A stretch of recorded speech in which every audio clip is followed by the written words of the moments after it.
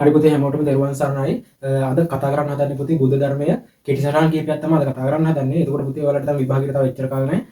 සීලුම් පන්ති බදාද වගේ වල නතර කරන්න කියනවා. ඒ වුණාට පුතේ මේ වීඩියෝ එක ඔයාලා විභාගයට කලින් බලයි කියලා බලාපොරොත්තු වෙන තමයි මේ වීඩියෝ එක කරන්නේ. එහෙනම් අපි වැඩි කතා නොකර වීඩියෝ එකට යමු පුතේ.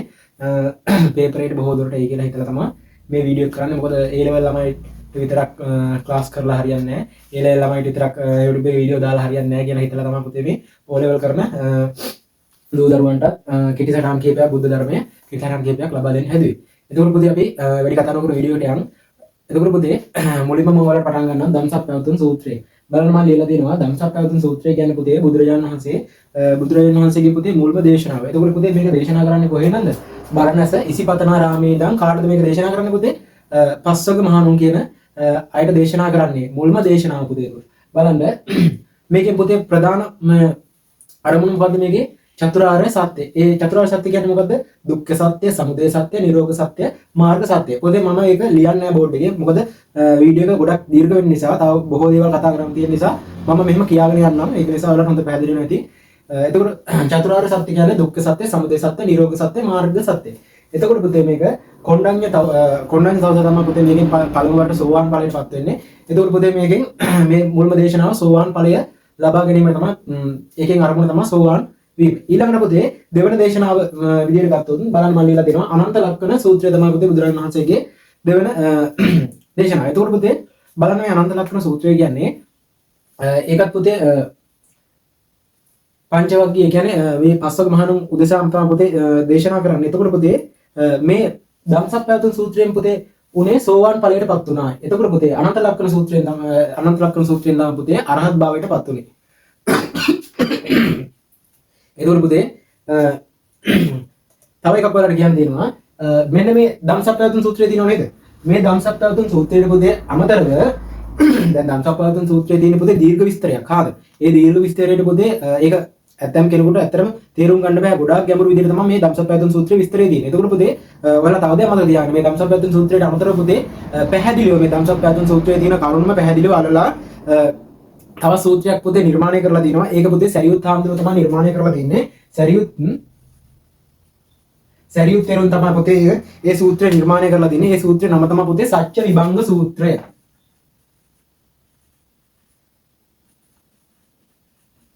සත්‍ය විභංග සූත්‍රය පුතේ. එතකොට පුතේ මේ මම කියන දේවල් හොඳට අහගන්න.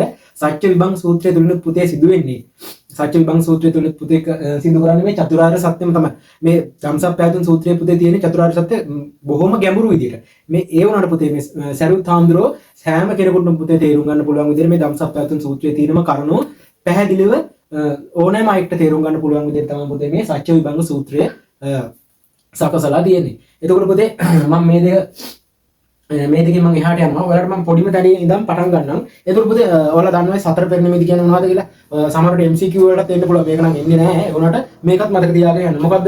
ලෙඩෙක්, මහල්ලෙක්, ඒ වගේම මල කඳක් සහ පැවිදි රුවක්. ඔයාලා සතර පෙරණිමේදී දැකලා නැත්නම් ඔයාලා මලගෙවල් වල ගිහින් ඇති. බලන්න එක ඉන්නවා ලෙඩ්ඩු ඉන්නවා, මැරිච්ච අය ඉන්නවා, ඒ වගේම මහල්ලෙක් ඉන්නවා. ඒ වගේම සහ අන්තිමට පාංචි කුඩේ දෙන්න පුතේ භික්ෂුන් වහන්සේ නමක් කෙනවනේ. අන්න එතන එතකොට පුතේ ඔයාලට මේ සතර පෙරණිමේදී කියන්නේ මොනවද කියලා මල්ගයක් අධ්‍යයනය කරා නම් ඒක හොඳට ඉගෙන ගන්න පුළුවන්. හරි. එතකොට අපි තව එකක් කතා කරනවා. සතර සංග්‍රහ වස්තු කියන්නේ මොනවද? ඒ සතර කියන්නේ කීයද? හතරයි. සතර සංග්‍රහ වස්තු කියන්නේ එතකොට බලන්න දානීය, ප්‍රියවර්තනීය, අර්ථචර්යාව සහ සමානාත්මතාවය තමයි සතර සංග්‍රහ වස්තු වලටත් එන්නේ පුතේ. එතකොට පුතේ මම කෙටියෙන් කියාගෙන යනවා ඔයාලා අහගන්න. ත්‍රිවිධ රත්නය කියන්නේ මොකද? ත්‍රිවිධ රත්නය. එතකොට බලන්න ත්‍රිවිධ රත්නය කියන්නේ පුතේ බුද්ධ ධම්ම සංඝ. ඒක ඔයාලා දන්නවා ඇති. එතකොට පුතේ සතර මහා භූත කියන්නේ මොනවද? නැත්නම් සතර මහා භූත රූප කියන්නේ මොනවද? ඒවට කියනවා අපි පඨවි, ආපෝ, තේජෝ, වායෝ.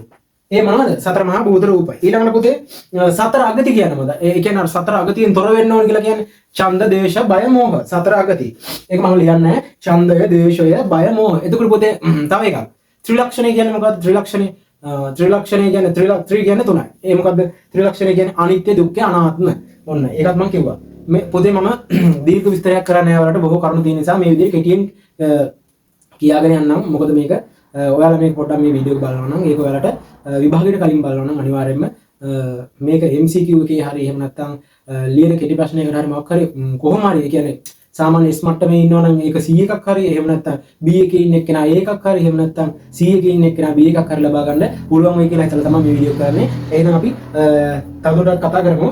ත්‍රිශික්ෂා කියන්නේ මොනවද පුතේ? බලන්න. සීල සමාධි ප්‍රඥා තමයි පුතේ ත්‍රිශික්ෂා වලට එන්නේ. ඒ වගේම සිව්පසය කියන්නේ මොකද? ඕක අහලාද? සිව්පසය කියන්නේ මොකද්ද? චීවර, පිණ්ඩපාත, සේනාසන, ගිලාන පච්ච නැත්නම් ඊළම්පස. එතකොට පුතේ අටලෝ දහම කියන්නේ අපි දැන් ඕකට කියනවා අටලෝ දහම කියනවා. එහෙම නැත්නම් කියනවා අපි ඕකට අෂ්ටලෝක ධර්මයේ කියලා කියනවා. මොනවාද අටලෝ දහම? ලාභ, අලාභ, යස, ආයස, නිന്ദා, ප්‍රශංසා ඊළඟට සැප දුක. ඔන්නෝම තමයි අටලෝ දහම. බලන්න ලාභ, අලාභ, යස, ආයස, නිന്ദා, ප්‍රශංසා සහ සැප දුක කියන ඒවා තමයි අටලෝ දහම. අපි කියනවානේ අටලෝ දහමෙන් කම්පා නොවීම කියලා ඔන්න ඔයයි කියන්නේ. ඊළඟට තවත් එක තුන්තරා බෝධිය. මොකද තුන්තරා බෝධිය කියන්නේ? බුදු, පසේ බුදු, ඊළඟ මොකද? බුදු, පසේ බුදු, මහරහත්.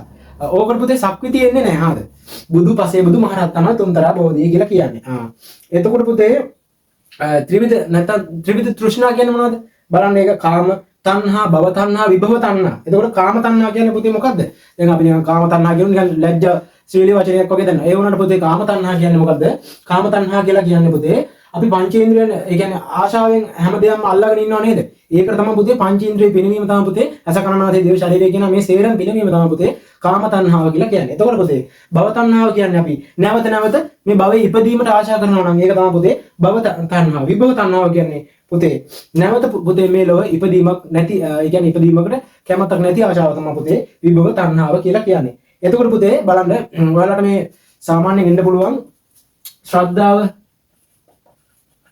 මේ ශ්‍රද්ධාව කියන එකනොත් පුතේ වලට එන්න පුළුවන් සාමාන්‍ය පෙළට සමාන විට ශ්‍රද්ධාව ප්‍රධාන කොටස් දෙකයිනේ. මොකද්ද? අමූලිකා ශ්‍රද්ධාවයි ආකාරවතී ශ්‍රද්ධාවයි. එතකොට පුතේ මේ එන්න පුළුවන් අමූලිකා ශ්‍රද්ධාව සහ ආකාරවතී ශ්‍රද්ධාව කියන්නේ අමූලිකා ශ්‍රද්ධාව කියන්නේ පුතේ පදනමකින් තොරව. ඒ කියන්නේ නිකන් අපි නිකන් බාහිර ස්වරූපයෙන් අපි නිකන් මොකක් හරි දැන් අපි කියමුකෝ මෙහෙම දැන් ඔයාලා මෙහෙම ගමුකෝ දැන් තියෙනවා ක්‍රිස්තියානි ආගම තියෙනවා. ඒ වගේම බුදුදහම තියෙනවා. ඒතකොට පුතේ අපි ක්‍රිස්තියානි ආගම නිකන් ඔහොම නිකන් මේවා කරලා බලලා මේක නම් හොඳයි කියලා එහෙම ටිකක් පොඩ්ඩක් අදහලා බලනවා. ඒක නිකන් ඒ කියන්නේ ගැඹුරට ගිහින් නෙමෙයි. ඒ වුණාට පුතේ අපි බුදුදහම කියන්නේ මොකක්ද කියලා හොඳට හරි හැටි අවබෝධ කරගෙන ගැඹුරින් අධ්‍යයනය කිරීම තමයි පුතේ. එතකොට මොකද්ද? ආකාරවතී ශ්‍රද්ධාව. එතකොට පුතේ බුද්ධාමය කියන්නේ මොකද්ද? අමූලිකා ශ්‍රද්ධාවද ආකාරවතී ශ්‍රද්ධාවද? අමූලිකාද ආකාරවතීද පුතේ? ආකාරවතී ශ්‍රද්ධාව තමයි බුද්ධාමයේ අගයන්නේ. ශ්‍රද්ධාවක් කිව්වා. ඊළඟට පුතේ අපි බලමු ඔයාලා පංචස්කන්ධය දන්නවා. එතකොට පුතේ තුන්දොර කියන්නේ මොනවද? සිත, කය, වචන ඒකක් දන්නවා. එතකොට පුතේ තව එකක් තියෙනවා තිදුරෙන් වන අකුසල. තිදුරෙන් වන අකුසල ඒකත් හොඳයි. අකුසල කීයක් තියෙනවද පුතේ? අකුසල මූලයන් 10ක් තියෙනවා. එතකොට තිදුරෙන් මේක මේවා කරොත් සතුන් මැරීම ඔන්න මම ඒක මෙහෙම ලියනවා. ඒක ලියන්න නැතුව පුතේ වලට කිව්වා නම් තව ටිකක් පහසුයි. හරිද? එතකොට පුතේ කයෙන් අපිට සිදු කරන්න පුළුවන් ඒවා තමයි ඔන්න අකුසල මූලයන්. හරිද? සතුන් මැරීම, සොරකම් කිරීම, වැරදි සේවනය කියන්නේ වැරදි කාමීච්ඡාචරය කියන්නේ අන්නේ ඒකේ නිරත වීම තමයි පුතේ අකුසල මූල වලට එන්නේ කයෙන් කරන ඒවා. එතකොට පුතේ බලන්න වචනයෙන් අපිට බොරු කියන්න පුළුවන්, කේලම් කියන්න පුළුවන්, පරුස වචන කියන්න පුළුවන්, හිස් වචන කියන්න පුළුවන්.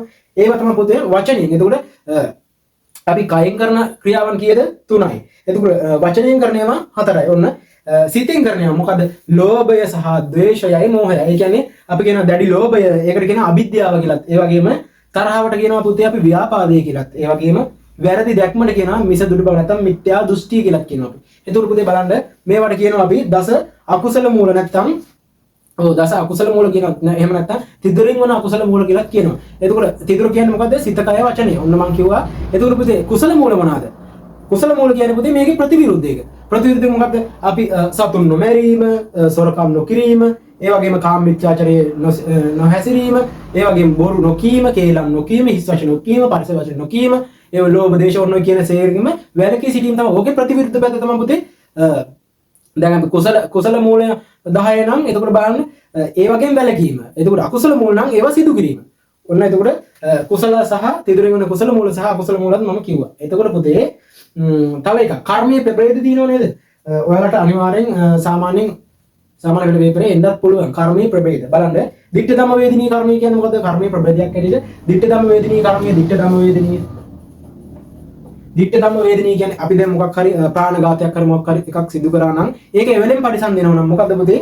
ඒකට කියන්නේ ඒක මෙලවදී මේ කියන්නේ අපි අස්පනා පිට පරිසම්දෙනවා කියන්නේ මෙලවදී මොකක් හරි වෙනවා කියන්නේ ඒකට තමයි පුතේ කියන්නේ දිට්ඨ ධම්ම වේදිනිය කර්මය. එතකොට පුතේ උපපජ්ජ වේදිනිය කර්මය කියන්නේ ඊළඟ ආත්මේ. ඒ කියන්නේ අපිට කියන්න බෑ.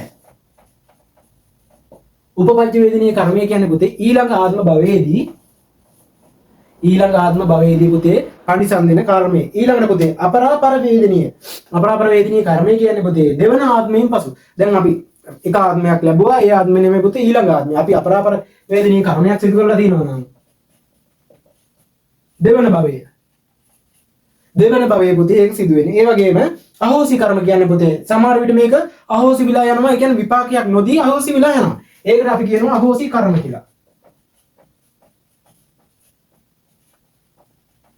විපාක නොදී පුතේ අහෝසි වෙලා යනවා. එතකොට පුතේ බලන්න කර්මය ඒ කියන්නේ විපාක දෙන ආකාරය අනුව පුතේ කර්ම කීයක් කිව්වද මම කර්මයේ ප්‍රභේද හතරයි. ඒ මොනවාද? දිට්ඨ ධම්ම වේදිනිය, උපපජ්ජ වේදිනිය, අපරාපර වේදිනිය සහ අහෝසි කියන කර්ම.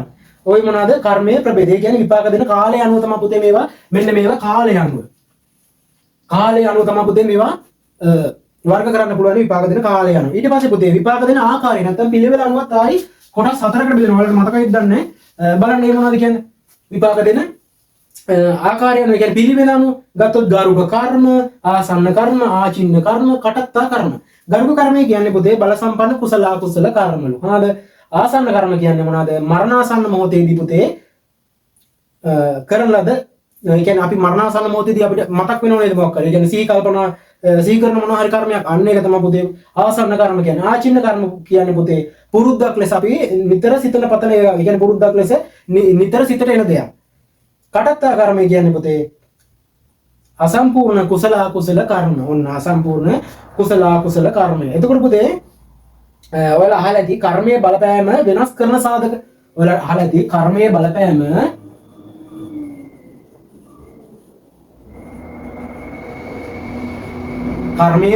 පුතේ වෙනස් කරන යහපත් කරන නැත්නම් ලද සාධක. එහෙම නැත්නම් කර්මයේ බලපෑම වෙනස් කරන සාධක කියලා කියනවා අපි.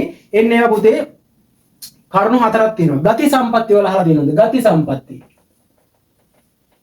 සම්පatti කියන්නේ මොකද? ගති සම්පatti කියන්නේ සැපවත් තැනක පුතේ අපි ඉපදෙනවා නම් ඒකට කියනවා ගති සම්පatti කියලා. ඊළඟට උපදි සම්පatti.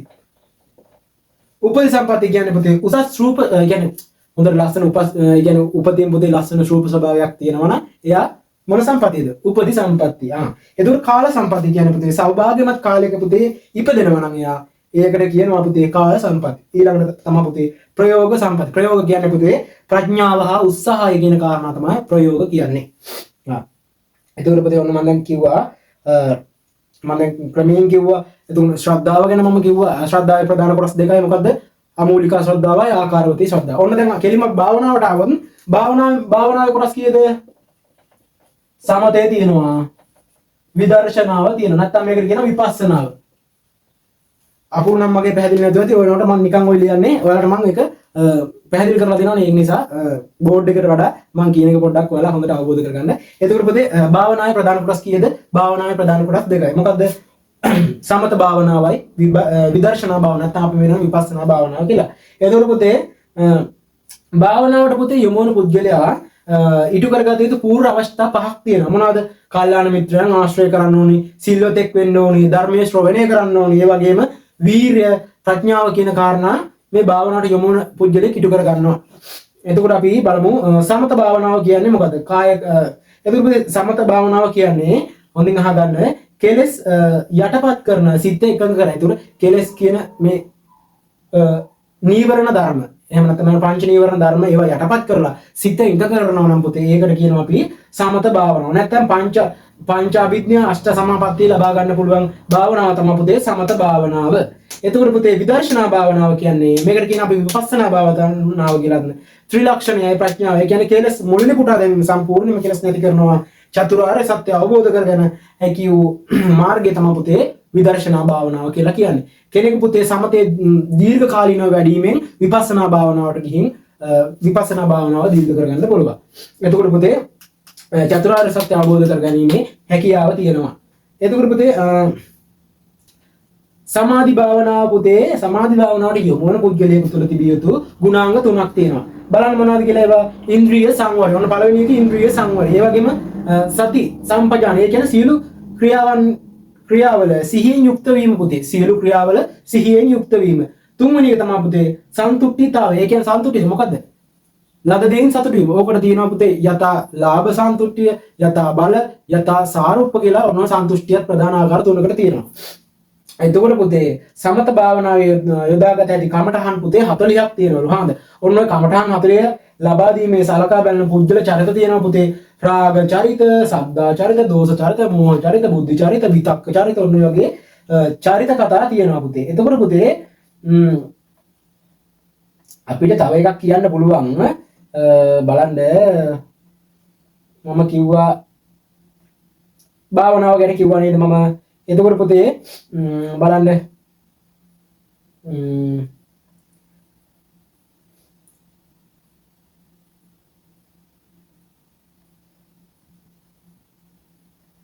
මෙන්න තව එකක් එන්න පුළුවන් කියලා හිතන එකක් ඔන්න මම කියනවා. හරිද? වීඩියෝ එක දීර්ඝ වෙන නිසා ඊටු ඒවාලට පුළුවන් ඇති. සිල් රැකීමේ ඔන්න දැන් සිල් ගන්නවා නම් කවුරු හරි සිල් කියන්නේ මොනවද? මුලින්ම පන්සිල් තියෙන්න ඕනේ. අපි සිල් ගන්නවා නම් සිල් කියන්නේ 8 සිල් නේ පුතේ. හරිද? මුලින්ම 5 තියෙන්න ඕනේ. 5 හරියට කරනවා නම් තමයි පුතේ 8ට යන්න පුළුවන්. හරිද? 8ට යන්න පුළුවන් නේ. පංචශීලී හරියට පිළිපදිනවා නම් තමයි පුතේ සිල් ගන්න යන්න පුළුවන්. හරිද? 8 සිල් ගන්න පුළුවන්. එතකොට පුතේ බලන්න මේ මම කිව්වා මේ සිල් ගන්න සිල් රැකීමේ ආනිසංස පහක් පුතේ. මොනවාද? මහත් වූ භෝග සම්පත් ඇති වෙනවලු සිල් ගත්තාම. ඔයාලට සමහරවට එන්න පුළුවන් සාමාන්‍ය ඒ වගේ ඒවා දානවා. සාමාන්‍ය පෙළ විභාගයේ බුද්ධාගම පේපරේට දානවා. ඔන්න සිල් ගන්න පුද්ගලයෙකු තුල තිබිය යුතු ගුණාංග පහක් ලියන්න කියලා දැම්මොත් ඒක පොඩ්ඩක් විස්තර කරලා ලියන්න දැම්මොත් ඔන්න හරිය ලේසි. මේ බලන්නකෝ. මහත් වූ භෝග සම්පත් ඇති කර ගැනීමට හැකි වෙනවලු. ඒ වගේම කීර්තිය පැතිරෙනවලු. ඔන්න බලන්න කීර්තිය පැතිරෙනවලු. ඒ වගේම ඕනෑම පිරිසක් මැද නිර්භයව එළඹීමට හැකිවීම. ඕනෑම පිරිසක් ඒ කියන්නේ ඉදිරියේ නිර්භය එළඹීමට හැකිවීමලු. ඊළඟට සිහි මුලා නොවනවලු. අපි දැන් සිල් ගන්නවා නම් අපේ සිහිය මුලා වෙන්නේ නැලු. මරණින් මතු සුගතිය උපත ලබනවා කියලා කියනවා පුතේ මේ සිල් ගන්න සිල් රැකීමේ ආනිසංස ගැන කතා කරනකොට. ඔයාලට සමාන තව එකක් එන්න ඉඩ තියෙනවා පුතේ. සූත්‍ර පිටකයේ අයත් සිගාලෝවාද සිගාලෝවාද සූත්‍රය කාටද මේක පුතේ සිගාල ගෘහපතියාට තමයි මේ සිගාලෝවාද සූත්‍රය දේශනා කරන්නේ. ඒ මොන හේතුව නිසාද? අර සිගාල ගෘහපතියා හැම පැත්තටම වන්දනා කරමින් ඉන්නවා. ඒක බුදුහාඳුරෝට කොහොම හරි දැනගන්න ලැබුණාට පස්සේ බුදුහාඳුරෝ ඒක අර්ථාන්විත වන්දනාමාන ක්‍රමයක් ලබා දෙනවා. එතකොට පුතේ මේ සිගාලෝවාද සූත්‍රයේම තියෙනවා යුතුයකම් තියෙනව නේද? ඔන්න යුතුයකම් ඔයාලා හොඳට බලා ගන්න. හරිද? මම කියන්නේ මෙන්න මේ යුතුයකම් මෙන්න මෙහෙම උඩ දිශාව යට දිශාව කවුද ඉන්නේ? එතකොට බටහිර දිශාවට කවුද ඉන්නේ? ගුරු ශිෂ්‍ය සම්බන්ධතාවය කොහෙද? මහාන බමුණන් කොහෙද? ඔන්න කියලා මම කියන්නේ නැහැ. හරිද? ඒ සූත්‍ර සිගාලෝවාද සූත්‍රය වලට පුළුවන් මාතා පිතා දිසා පුබ්බා ආචාර්ය දක්ෂින දිසා පුත්‍ර දිසා පච්චා මිත්‍යා මච්ඡාත උත්තර දවසකම් මම කරන් සෙට්ටන් උදේ සමන බලන්න අලමතු කුලේ. එතකොට පුතේ ඕක ඔහොම කියන්නේ ගියාට ඒකෙන් ඒ නමස්කාර කරන වන්දනා කරන පිරිස් ටිකක් මතක තියාගන්න. ඊට අමතරව පුතේ ඕකේ ඒ කියන්නේ දැන් මාපියන්ගෙන් පුත්‍රයන්ගෙන් දෙමාපියන් ඔන්න දෙමාපිය දූදර සමතාවයේ තියෙන මාපිය දූදර අන්න ඒ වගේම තමයි පුතේ ගුරු ශිෂ්‍ය සම්බන්ධ ඔන්න ඔය කියන කරුණු ටික ඔයාලා හොඳට බලාගෙන යන්න. හරිද? ඕලෙවල් පේපරේ බුද්ධාගම ඔයාලා ওই කරුණු ටිකක් හොඳට බලාගෙන යන්න. සමහරට ඕකෙන් එකක් එන්න පුළුවන් කොහොම හරි. ඒ කියන්නේ සාමාන්‍යයෙන් ඔය වගේ ඒවා අහනවා. ඒක නිසා අනිවාර්යෙන් බලාගෙන යන්න ඒක. හරිද? තව එකක් එන්න පුළුවන් පුතේ. ඒකත් මතක තියාගන්න. ඔයාලට ලකුණක් වැඩි කරගන්න පුළුවන් හේතුවක් වෙයි. සමහරවිට MCQ එකේ එහෙම ආවොත් ඔයාලට MCQ එකේ එහෙම ආවොත් MCQ එකේ ආවොත් පුතේ ඔන්න සිගාලෝවාද සූත්‍රයේ තියෙනව නේද භෝග විනාශ මොක කියලා. ඒ කියන්නේ මොනවද?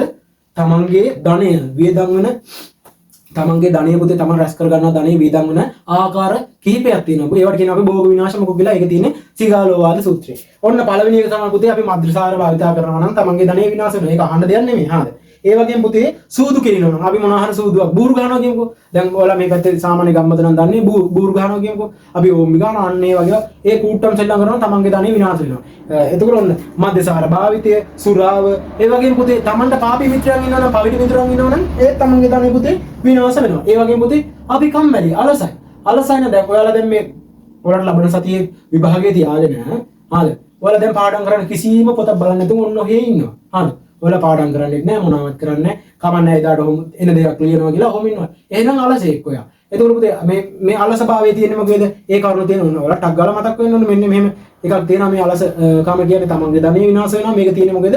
සිගාලෝවාද සූත්‍රයේ මොන කරුණ යටතේ? භෝග විනාශ මොකේ යටතේ තියෙන්නේ කියලා තමන්ට ඒක ක්ෂණිකව මතක් වෙන්න ඕනේ පුතේ. හරිද? ඔන්න ඊළඟට පුතේ අවේලාවේ පුතේ මම්මාවත් වල වීදි සංචාරය කරනවා. නැත්නම් ඔකට කියනවා පුතේ නොකල්හි වීදි සංචාරය කිරීම කියලා කියනවා. හරිද? ඒ වගේම පුතේ අපි නිතරම පුතේ නැටුම් ගැවුම් වැයුම් ඔන්න ඔය ඒවා කියනවා බලනවා නම් ඒවට ලොල් වෙලා ඉන්නවා. දැන් ඔයාලා දැන් නිතරම බලනවා ෆෝන් එකේ දැන් වීඩියෝ කරනවා බලන්න. අන්න ඒකට නිතරම කාලය වැය කරනවා පුතේ. ඔයාලගේ ධනෙ විනාශ වෙනවා කියලා තමයි මෙතනින් කියන්නේ. ඒ වගේම පුතේ ඔන්න මම දැන් 6ක් කිව්වා බලන්න. මධ්‍යසාර භාවිතය, නොකල්හි වීදි සංචාරය, අලස බව, පවිතු මිතුරන් ආශ්‍රය බලන්න. ඒ වගේම පුතේ නැටුම් ගැවුම් වැයුම් වලට තමන්ගේ කාලය මිඩම් කිරීම නැත්නම් තමන් කාලය වැය කිරීම. ඒ වගේම පුතේ සූදු කෙලිනවා නම් අපි අනිවාර්යෙන් තමන්ගේ ධනෙ විනාශ වෙනවා. ඒ වගේම පුතේ මේ සිගාලෝවාද සූත්‍රයේ තියෙනවා පුතේ තව කරුණක්. ඒක සාමාන්‍යයෙන් ඔයාලට ධනය ඔයාලා කියලා තියෙනවා නේද? ධනෙ වියපෑදම් කරන කොටස් 4කට බෙදලා ඒක වියපෑදම් කරන්න කියලා. ඒකේ වෝගෙන බුඤ්ජය ද්විහි කම්මං පයෝජය චතුත්ථංච නිදාපේය ආපදාසු භවිස්සති. ඔන්න ඔය කියන කාරණාවක් තියෙන පුතේ මේ සිගාලෝවාද කියන සූත්‍රේ. ඊට අමතරව බමරස්සේව ඉරියතෝ සහ වම්මිකෝ භූපචේත. ඒ කියන්නේ බමරා ඒ කියන්නේ බලන්න මේ මීමැස්සා පුතේ අර මල් කොච්චර තිබ්බත් පුතේ මලේ රොන් ගත්තට මලට කිසිදු හානියක් කරන්නේ නැහැ නේද? ඒ වගේම තමයි පුතේ පුජ්‍යලයා ධනෙ රැස් කරන්න ඕන පුතේ සමස්ත සමාජයේම කිසිම හිරිහැරයක් කරදරයක් සිදු නොවන ආකාරයට තමයි පුතේ පුජ්‍යලයේ ධනෙ රැස් කරන්න ඕන කියලා කියනවා මේ සිගාලෝවාද සූත්‍රය. ඊට අමතරව වේයා බලන්න පුතේ ලොකු තුමසක් බඳිනවා චූටි චූටි පස් අරන් ගිහින් ඒ කියන්නේ ඒ පස් අපිට දැන් එක පාරටම දැන් අපි ටැටර් ලෝඩ් එකක් වගේ කින්නම් පස් දෙවි කියවන්න වගේ නම් පස් දැන් පොළවෙන් හැරුවොත් ඒක අපිට පේනවා. ඒ වුණාට පුතේ වේයා තුමස බඳින එක අපිට ටක් ගාලා මෙයා මෙච්චර පස් ගොඩක් ගත්තා කියලා හිතා ගන්න පුළුවන්ද ලොකු තුමසක් බඳාම එක පාරට. නෑ ඒක පුතේ දීර්ඝ කාලයක් තිස්සේ තමයි පුතේ සිදු කරන්නේ. දැන් ඔයාලත් පුතේ දීර්ඝ කාලයක් දැන් 6 වසරේ ඉඳන් එන ඒවා එක වසරේ ඉඳන් ඉස්කෝලේ ඇවිල්ලා ඔන්න දැන් සාමාන්‍ය පෙළ කඩීමක් තියෙනවා. අන්න ඒ දීර්ඝ කාලීන ඔයාලගේ අධ්‍යාපනය තමයි පුතේ සාමාන්‍ය පෙළෙන් ඔයාලට ඒක ඇගීමක් කරලා තියෙනවා. සාමාන්‍ය පෙළ ඔයාලට පහවයි ශිෂ්‍යත්වයෙන් ඇගීම කරා. ඊට පස්සේ 6ට ආවා. 6න් ඔන්න දැන් ඉගෙන ගත්ත ඒවා සාමාන්‍ය පෙළ මෙන්න මේ ඉදිරියේ තියෙන කඩීම් තුලින් ඔයාලා ඉගෙන ගත්ත එක ඔයාලට අත්හදා බලන්න පුළුවන් අවස්ථාවක් එනවා. ඒකට තමයි පුතේ කියන්නේ දීර්ඝ කාලීනව ඔයාලා මේවා කරපේක. ඒක අධ්‍යයනය කිරීමක් තමයි පුතේ මෙතනින් වෙන්නේ. ඒක ඔන්න බලන්න. එතකොට මම කිව්වා බලන්න සිගාලෝවාද සූත්‍රයේ ඔන්න ඔය කියන ඒවා ඔයාලා සමහරට පොතේ ඇති මට මතක නැහැ හරියටම. ධනය විනාශ වෙන ඒවායි. ඒ වගේම මාපිය දූ දරු සම්බන්ධතාවය ඔන්න ඔය ඒ ටිකයි. ඊට අමතරව මම කිව්වේ අර වේයා තුමස බඳින ආකාරයට, ඒ වගේම බමරා මල නොතලා රොන් ගන්න ආකාරයට ඔන්න ඔය කියන ප්‍රස්තාව උපමා දෙකයි. ඊට අමතරව ධානය කොටස් 4කට බෙදලා දෙන්න කියන ඔන්න ඔය කරුණු සියල්ලම පුතේ තියෙන්නේ මොකේද? ඔන්න මම කිව්වා සිගාලෝවාද සූත්‍රය. ඊට අමතරව පුතේ බලන්න ඔයාලට දැන් සාමාන්‍ය මේ වගේ ප්‍රශ්නයක් ආවොත් ධානය පිළිබඳව කියලා දෙනවා පුතේ. තව මොනවාද බලන්න වියග්ගපජ්ජ සූත්‍රයේ තියෙනවා. වියග්ගපජ්ජ සූත්‍රයේ තියෙනවා. ඒ වගේම ඉන සූත්‍රයේ තියෙනවා. ධම්මික සූත්‍රයේ තියෙනවා. ඔන්න ඔය කියන බොහෝ සූත්‍රවල පුතේ ධානය පිළිබඳව තියෙනවා. හරිද? වියග්ගපජ්ජ සූත්‍රයේ කියනවා පුතේ ඉද වියග්ගපජ්ජ කුලපුත්තෝ අයංච භෝගානම් විදිත්වා වයංච භෝගානම් විදිත්වා සමයන් ජීවිකං කප්පේති සම ජීවිකතා කියලා කියනවා. ඔයාලා ඒ කියන්නේ මොකද්ද පුතේ? තමන්ගේ ධනය වල අහලා ඇති ඒ කියන්නේ අර අයවැය මනාව පවත්වා ගැනීම කියලා ඔන්න ඔය කියන කාරණාවට තමයි මම දැන් ඔය කිව්වේ සූත්‍රය ඔන්න ඔය කිව්වේ. ඒක තියෙන්නේ පුතේ වියග්ගපජ්ජ සූත්‍රයේ. එතකොට පුතේ වියග්ගපජ්ජ සූත්‍රයේ පුතේ පුජ්‍යලෝකයේ මෙලොව දිනුනට පුතේ අනිවාර්යෙන් අයවැය පවත්වා ගැනීම සිදු කරන්න ඕනේ කියලා අනිවාර්යෙන් සඳහන් කරලා තියෙනවා බුදු දේශනාව තුළ වියග්ගපජ්ජ සූත්‍රය. ඒකත් මතක තියාගන්න. ඕන අපි දැන් වැඩි වෙලාවක් යන නිසා මම දීර්ඝ විස්තරයක් කරන්න යන්නේ නැහැ හාදවා. ඔයාලත් පොඩ්ඩක් බලන්න හාද. එතකොට පුතේ බලන්න මම කිව්වා ඔයාලට ධම්සප්පවතුන් සූත්‍රය මම කිව්වනේ චතුරාර්ය සත්‍ය දිනා ඒක මම කිව්වා. එතකොට පොතේ ඔන්නෝම කතා කරගෙන යනකොට අපිට ආර්ය අෂ්ටාංගික මාර්ගය ඒකත් මතක තියාගන්න. ආර්ය අෂ්ටාංගික මාර්ගය කියන්නේ මොකක්ද? අටලෝ දහම නෙමෙයි හඳ පටලවා ගන්න එපා. ආර්ය අෂ්ටාංගික මාර්ගය කියන්නේ ආර්ය අෂ්ටාංගික ආර්යයන් විසින් පුතේ යන මාර්ගය ආර්ය අෂ්ටාංගික මාර්ගය 8යි. ඔන්න ආර්ය අෂ්ටාංගික මාර්ගයේ තියෙන 8යි. හඳ ඒ මොනවද කියලා කිව්වොත් පුතේ සම්මා දිට්ඨි සම්මා සංකප්ප සම්මා වාචා සම්මා කම්මන්ත සම්මා ආජීව ඒ වගේම සම්මා වායාම සම්මා සති සහ සම්මා සමාධි කියන ඔන්න ඔය. ඒක සම්මා දිට්ඨිය කියන්නේ පුතේ කුසල කුසල පිළිබඳ නිවැරදි දැක්මනු.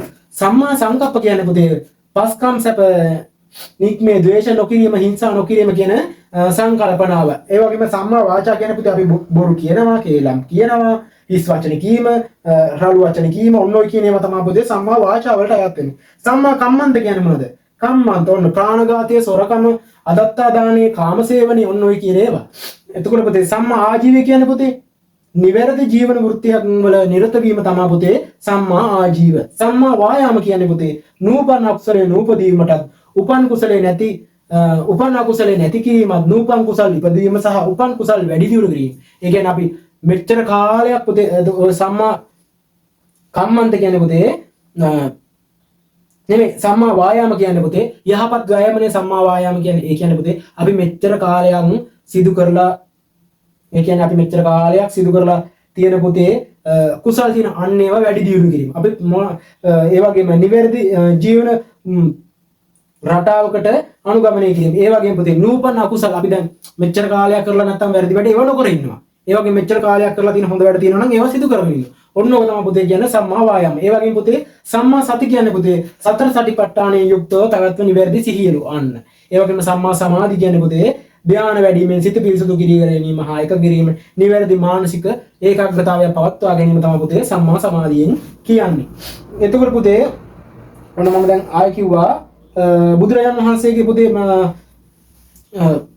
බුදුරජාණන් වහන්සේ පුතේ ප්‍රතික්ෂේප කළ අන්තගාමී පිළිවෙත් කීයක් තියෙනවද? අන්තගාමී පිළිවෙත් 2යි. ඕකක් තියෙන්නේ මොකේද කියන මට ඕකක් තියෙන්නේ පුතේ ධම්සප්පවතුන් සූත්‍රයේ. ධම්සප්පවතුන් සූත්‍රයේම තමයි තියෙන්නේ. ඒකත් මතක තියාගන්න. මධ්‍යම ප්‍රතිපදාවක් අනුගමනය කිරීමට කිව්වොත් ධම්සප්පවතුන් සූත්‍රය. ඒතකොට අත්ථකිලමතානුයෝගයයි කාමසුකල්ලිකානුයෝගයන් වෙන් වෙලා මධ්‍යම ප්‍රතිපදාවක් අනුගමනය කරන්න කිව්වේ මේ ධම්සප්පවතුන් කියන සූත්‍රයේ තුලින්. අන්න. එතකොට පුතේ සතර සතිපට්ඨානය මොකද්ද? සතර සතිපට්ඨානය කායානුපස්සනාව, වේදනානුපස්සනාව, චිත්තානුපස්සනාව සහ ධම්මානුපස්සනාව. එතකොට පුතේ ඔන්න ගිරිමානන්ද සූත්‍රය කාට දේශනා කරන්නේ? ගිරිමානන්ද කියන හිමියන් තමයි පුතේ ගිරිමානන්ද සූත්‍රය දේශනා කරන්නේ. එතකොට පුතේ මේ ගිරිමානන්ද සූත්‍රය දේශනා කරනවා. එතකොට ඔන්න රෝග ගත්තොත් පුතේ රෝග කීයක් තියෙනවද? රෝග දෙආකාරයි. අපිට මොකද්ද කායික වශයෙන් රෝග ඇති වෙනවා, මානසික රෝග ඇති වෙනවා. රෝග ඒ වගේම කායික රෝග රාශියක් තියෙනව නේද පුතේ? මෙහන් එතකොට කායික රෝග පුතේ මොනවාද? අපිට කායට පිත් ධාතුව කිපීමෙන් ඔන්න අපිට කායික රෝග ඇති වෙනවා. සෙම් ධාතුව කිපීමෙන්, වාත කියන ධාතුව කිපීමෙන්, ඒ වගේම වාත් පිත් සෙම් යන තුන් දොස් කිපීමෙන් අපිට මේ රෝග වැළඳෙනවා. ඒ වගේම ශ්‍රුතු විපර්යාසය නිසා, වැරදි කායික ක්‍රියාකාරකම් නිසා, ඒ වගේම අනුන්ගේ උපක්‍රම නිසා අපිට ඇති වෙන්න පුළුවන් කර්මයේ විපාක අනුව අනිවාර්යයෙන්ම අපිට කායික රෝග ඇති වෙන්න පුළුවන්. ඒ වගේම පුතේ ඔන්න සිගාලෝවා සූත්‍රය මම කිව්වා වලට සත්‍ය නමස්කාර ක්‍රමයේ තියෙනවා කියලා. ඒකත් මම කිව්වා. ඒකෝර ඒක හොඳට බලා ගන්න කියලා කිව්වා වලට එතකොට මම කෙටියෙන් කිව්වොත් සිගාලෝවා සූත්‍රයේ යුතුයකම් කීයක් තියෙනවද? යුතුයකම් වක්කීම් අන්තර්ගත වෙලා ඔන්න දැන් ආයෙ එන්න වෙනවා දැන් සිගාලෝවා සූත්‍රය ගන්න. යුතුයකම් වක්කීම් කීයක් තියෙනවද? ඔක්කොම 61ක් තියෙනවා යුතුයකම් වක්කීම්. හරිද? එතකොට පුතේ සමාජ සංස්ථා කීයද? සමාජ සංස්ථා 6යි. කරුණු 61යි සමාජ සංස්ථා 6යි. ඔන්න. එතකොට මේකේ තව කීයක් තියෙනවද? භෝග විනාශ මුඛ 6යි. එතකොට බලන්න යුතුයකම් වක්කීම් 61යි, සමාජ සංස්ථා 6යි, භෝග විනාශ මුඛ 6යි. එතකොට පුතේ බලන්න නැගෙනහිර දිශාවෙන් කවුද ඉන්නේ? එමාපිය දූ දරු සම්බන්ධතාවයේ නැගෙනහිර දිශාවේ. දකුණු දිශාවෙන් කවුද ඉන්නේ? ගුරු ශිෂ්‍ය සම්බන්ධතාවය. බටහිර දිශාවෙන් කවුද ඉන්නේ? ස්වාමි භාර්යා සම්බන්ධතාවය. ඒ වගේම පුතේ උතුරු දිශාවෙන් හිත පිටරන් ඒක ඔයාලා දන්නවා උතුරු දිශාව. ඔන්න සාමාන්‍යයෙන් ඔය උතුරු දිශාවෙන් වෙන කට්ටියයි සහ මාපිය දූ දරු සම්බන්ධතාවයේ සාමාන්‍ය පෙළ බොහෝ දුරට එන්නේ තියෙනවා. හරිද? ඒකත් බලාගෙන යන්න. යට දිශාවෙන් කවුද ඉන්නේ? සේවක පිරිස තමයි යට දිශාවෙන්.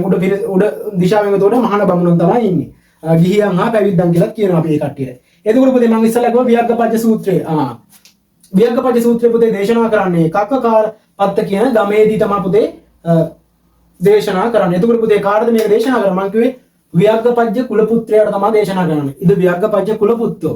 එතකොට එතනින් කියනවා මේ දීඝානුජාලිය නම් කුල පුත්‍රයා උදෙසා තමයි පුතේ මේක දේශනා කරන්නේ කියලා කියනවා. එතකොට පුතේ මේ වියග්ගපජ්ජ සූත්‍රයේ තියෙන මෙලව දියුණුවට පුජ්‍යලයෝග්‍ය පුතේ මෙලව දියුණුවට උපකාරී වෙන කාරණු 4ක් තියෙනවා. ඔන්න මම දැන් කිව්වා ඒකේ අර සූත්‍රයත් එක්ක මම කිව්වා ඒ මොකද්ද පුජ්‍යලයෝග්‍ය මෙලව ජීවිතේ උපකාරී වෙන කාරණු 4න් අන්තිම එක තමයි මම කිව්වේ අයවැය පවත්වා ගැනීම තමයි ඒ කිව්වේ. එතකොට පුතේ මෙලව දිවියට උපකාරී වෙන කාරණු 4ක් තියෙනවා. ඒ මොකද්ද? උට්ටාන සම්පදාව, ආරක්ක සම්පදාව, කල්යාණ මිත්‍රතාව සහ සමජීවිකතාව. බලන්න පුතේ උත්සාහය කැපවීම දෙන්න ඕන අනිවාර්යෙන් මෙලව ජීවිතේ ජය ගන්න ඕන. දැන් ඔයාලට මේ විභාගේ ජය ගන්න ඕන නම් අනිවාර්යෙන්ම ඔයාලා උත්සාහවන්ත වෙලා පාඩම් කරලා දීලා තියෙන වැඩ සේරම කරලා අවසන් කරලා දැන් අනිවාර්යෙන් පාඩම් කරලා දැන් තියෙන පේපර් ආරම්භය හොඳට බලන්න මේකේද දන්නේ කියලා හොඳට බලන ගමන් පුතේ අධ්‍යයනය කරගෙන යන්න ඕනේ. ඒක තමයි පුතේ ඔයාලට ඉස්සරහට වැදගත් වෙන්නේ. එතකොට පුතේ පේපර් එක ගත්ත ගමන් ෂා මේ ගණන් ලේසි පේපර් එකක් කියලා ටක් ගාලා ලියා ගන්න පුළුවන් වෙනවා. හරිද? එතකොට පුතේ උට්ටාන සම්පදාව තියෙනවා. ඔය උට්ටාන සම්පදාවට කියලා දිනවා පුතේ උත්සාහයෙන් වීරයෙන් උනන්දුවෙන් කැපවීමෙන් භෝග තමන්ගේ භෝග භෝග රැස් කර ගන්න ඕන කියලා තියෙනවා. ඕක කියලා දෙනවා මෙන්න මෙහෙම. උට්ටාන විරියාදිගතේහි බාහ බල පරිචිතේහි සේදා වක්කිත්තේහි ධම්මිකේහි ධම්මලබ්බේහි භෝගී.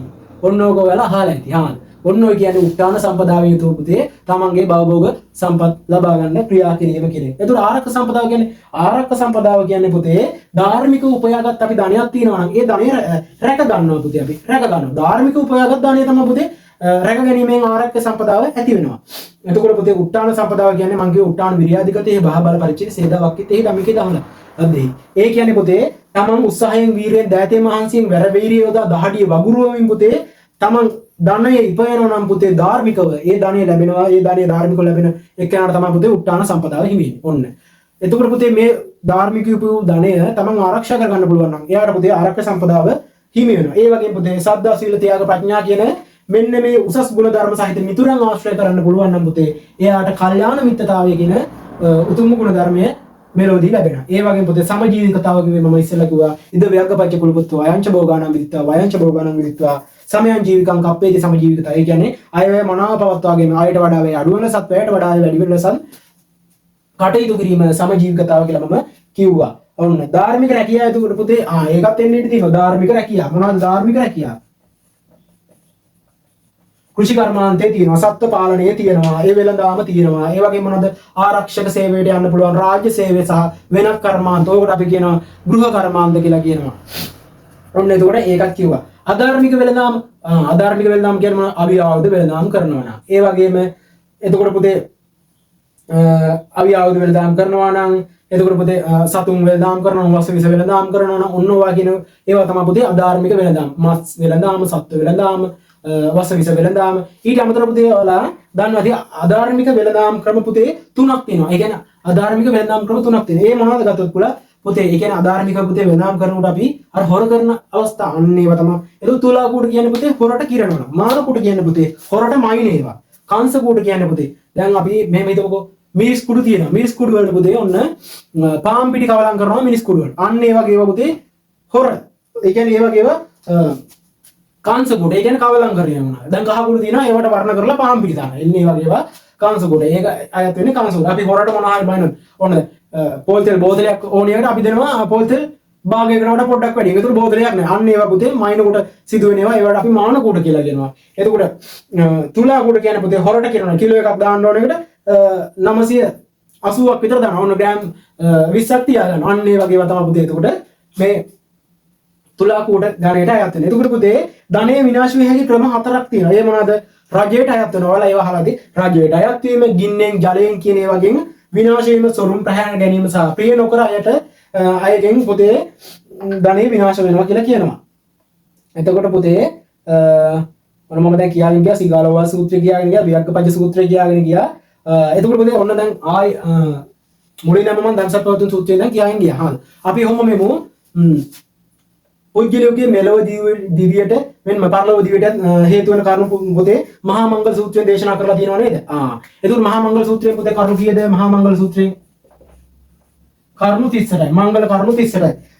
එතකොට මංගල කරුණු 38න් පුතේ ඔයාලා මම කියන්නේ මංගල කරුණු 38යි. හරිද? මංගල කරුණු 38ක් පුළුවන් මට කියන්න. එහෙම කිව්වොත් පුතේ මේ වීඩියෝ එක දීර්ඝ වෙන නිසා ඔයාලා මහා මංගල සූත්‍රය පිළිබඳවත් අවධානයෙන් යන්න. සවැත් නුවර ජේතවනාරාමේදී තමයි පුතේ මේ මහා මංගල සූත්‍රය දේශනා කරන්නේ. ඒක මට මතක විදිහට කිව්වොත් බහුදේවා මනුස්සාච මංගලානි අකින්තයොන් ආකංකමාන සොත්තාන බ්‍රූහි මංගල මුත්තම ඔන්න ඔය විදිහ බොහෝ දෙනාගේ හිතසුව පිණිස මංගල කරුණු කියලා බුදුරජාණන් වහන්සේ දේශනා කරා. එතකොට පුතේ දේවතාවෙක් තමයි පුතේ දේශනා කරේ සවැත් නුවර ජේතවනාරාමේදී. එතකොට මංගල කරුණු 38ක් තියෙනවා. මෙලොවට 30ක් සහ පරලොවට 8ක් වගේ ඔන්න ඔය වගේ විදිහට තමයි මට මතක විදිහට තියෙන්නේ නෑ. ඒ වගේ තමයි මට මතක විදිහ තියෙන්නේ. පොඩ්ඩක් ඒකත් පොඩ්ඩක් බලන්න. එතකොට මහා මංගල සූත්‍රය පිළිබඳව ඔයාලා අනිවාර්යෙන් බලාගෙන යන්න. ඊළඟ පුතේ පරාභව සූත්‍රය කියන්නේ පුජ්‍යලයේ පුතේ පිරිහීමට පුතේ පුජ්‍යලයේ පිරිහීම කරුණු කීපයක් ඇතුළත් සූත්‍රයක් තමයි පුතේ කරුණු 18ක් තියෙනවා මේක. හරිද? එතකොට පුතේ පරාභව සූත්‍රය තියෙනවා. එතකොට පුතේ ගාථා 12ක් ඇතුළත් වෙනවා. තන් පරාභවතෝ මුඛං කියලා යන්නේ ඔන්න අර ඔයාලගේ ධනෙ විනාශ වෙන අවස්ථාවක් විදිහට ගන්න පුළුවන් මේ පරාභව සූත්‍රයේ තියෙන එක. නිද්දසීලී සභාසීලී අනුත්තාච යෝනරෝ අලසෝ ක්‍රෝධ පඤ්ඤානෝ තන් පරාභවතෝ මුඛං කියලා. ඒ කියන්නේ නිතර නිදන සුළු බව අලසකම. ඔන්න මම ඉස්සලා ගෝ අලස පුද්ගලයෙක්ගේ පුතේ ධනෙ විනාශ වෙනවා කියලා. ඔන්න ওই කරුණු තියෙන පුතේ පරාභව සූත්‍රය. එතකොට පුතේ කරුණු 18ක් වගේ තියෙන පරාභව සූත්‍රය. ඊළඟ පුතේ කාලාම සූත්‍රයේ මේ කාලාම සූත්‍රය දේශනා කරන්නේ කාටද කියලා කිව්වොත් අපි කාලාම සූත්‍රය දේශනා කරන්නේ කේසපුත්ත නියම්ගම් වැසි කාලාමයන් අරබය තමයි පුතේ මේ කාලාම සූත්‍රය දේශනා කරන්නේ. ඒ කියන්නේ ඔයාලා බුදුරජාණන් වහන්සේ කියනවා මෙන්න මෙහෙම. දෙයක් පිළිගන්නවා නම් පුතේ යමක් පිළිගන්නවා නම් එක හෙලා මේක පිළිගන්න එපාලු. කරුණු 10ක් කියන පිළිගන්නවා නම් ඒක. ඒ මොකද්ද කියන්නේ? ආරංචියක් කවුරු හරි දැන් ඔන්න මම දැන් කියනවා මොකක් හරි ආරංචියක් කියනවා. ඒ කියන්නේ බලන්න මම ඔයාලට දැන් මේ ෂෝට් නෝට් එකක් විදිහට මේ කරුණු කියා යනවා. ඔන්න දැන් මම කියනවා කාලාම සූත්‍රය කියන්නේ මෙන්න මෙහෙම එකක් මෙන්න මේ වගේ ගම එකක් තිබ්බේ. මම කියනවා කේසපුත්තේ ගම්වැසි කාලාමයන් අරබයන් මේ කාලාම සූත්‍රය දේශනා කරා කියන්නේ. මම කියනවා මේක ජේතවනාරාමේ හිටපු කට්ටියට තමයි දේශනා කරේ කියලා. අන්න. එහෙමනම් ඒක ආරංචියක් විදිහට කිව්ව නිසා පිළිගන්න එපාලු.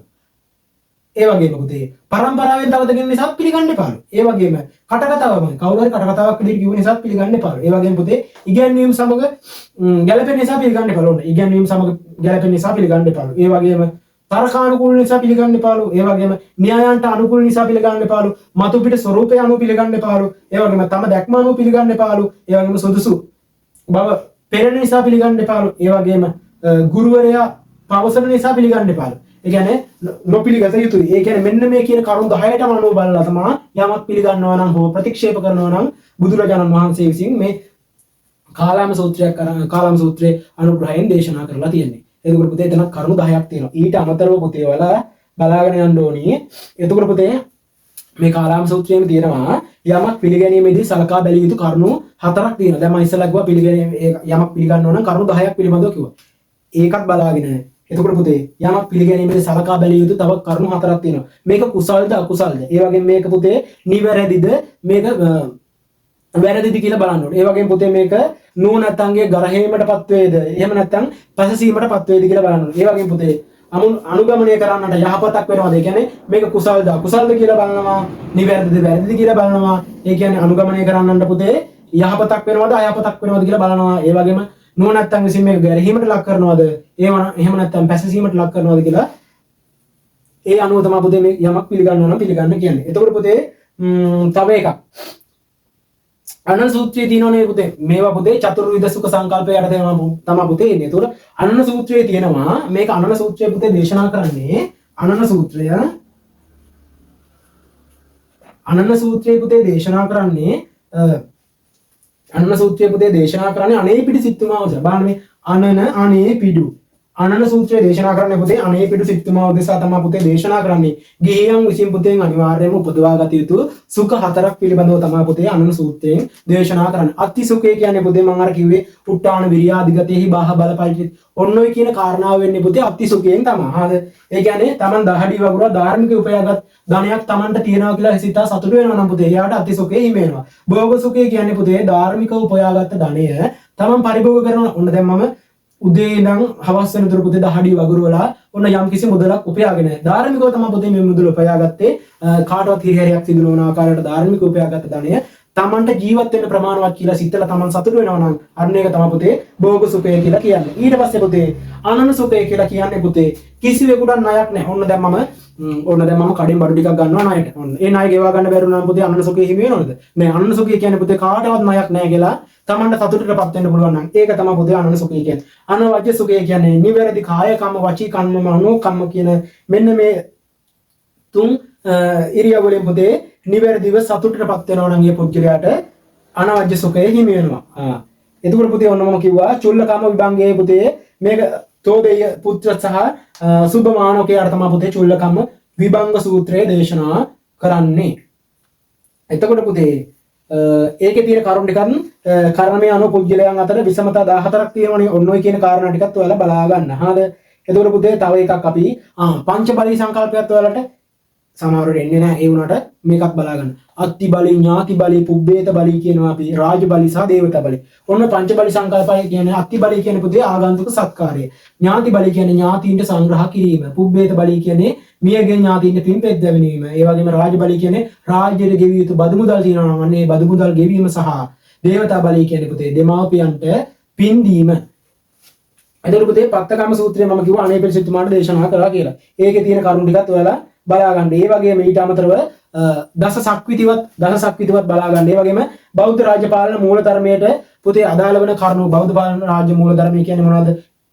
බෞද්ධයෙකු විසින් රාජ්‍ය පාලනය කරන තමන්ට අවශ්‍ය වෙන මූල ධර්ම. දස සක්විතිවත් තියෙන පුළුවන් සත් අපරිහානී ධර්ම, දස රාජ ධර්ම, ඒ වගේම සතර අගතියෙන් තොර වෙන්න ඕන අනිවාර්යෙන් පාලනය.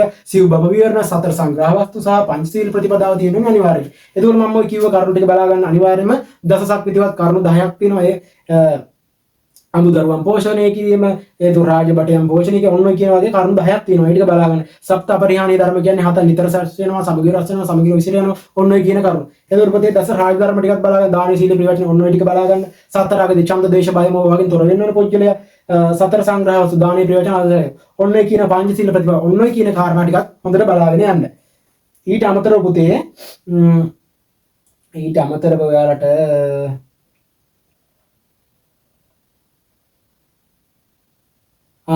ඔයාලා ධම්මපදයේ ගැන පොඩ්ඩක් පුතේ බලාගෙන යන්න. ධම්මපදයෙන් ඔයාලට සමහරට ඉන්ඩෙඩි දෙනවා. ඒක ධම්මපදයේ පුතේ ධම්මපදයේ මොකද තියෙන්නේ? සූත්‍ර පිටකයේ තමයි පුතේ ධම්මපදයේ තියෙන්නේ. මොකේද? සූත්‍ර පිටකයේ තමයි පුතේ අයත් වන්නේ කුද්දක නිකායේ සූත්‍ර පිටකයේ ධම්මපදය.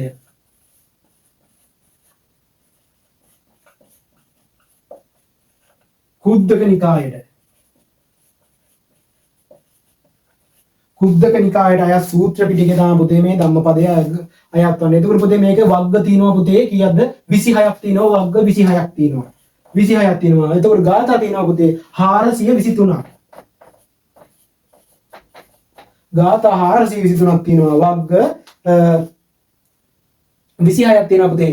නිදාන කතා 299ක් තියෙනවා. ඒකත් මතක තියාගෙන යන්න. නිදාන කතා මගේ අකුරු නම් පැහැදිලි නැතුව ඇති. ඒ වුණාට පුතේ මම කිව්ව දේ වලට හොඳට පැහැදිලි වෙනවා ඇති.